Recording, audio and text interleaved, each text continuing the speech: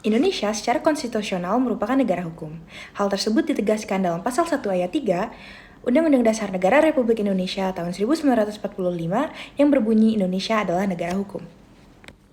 Konsep negara hukum berarti bahwa seluruh aktivitas dalam penyelenggaraan pemerintahan harus didasarkan pada hukum yang berlaku. Tidak ada kekuasaan yang bersifat absolut. Baik warga negara maupun penguasa tunduk pada hukum. Dalam perkembangan demokrasi Indonesia saat ini, negara hukum memiliki peran sentral dalam menjaga keseimbangan antara kebebasan warga negara dan kewenangan pemerintah.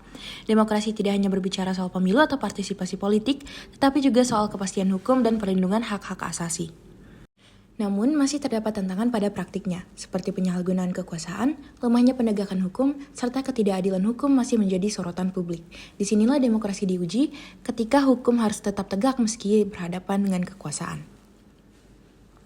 Peran lembaga-lembaga seperti Mahkamah Konstitusi, Komisi Yudisial, dan lembaga pengawas lainnya menjadi sangat penting dalam menjaga prinsip negara hukum dalam sistem demokrasi. Negara hukum yang kuat bukan hanya diukur dari banyaknya peraturan yang dibuat, tetapi dari seberapa konsisten dan adil hukum itu ditegakkan. Demokrasi tanpa hukum yang kokoh hanya akan menciptakan kekacauan dan ketidakpastian.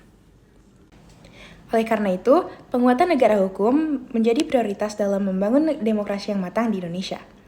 Karena hanya melalui hukum yang adil dan integritas, kepercayaan publik dapat tumbuh dan terjaga.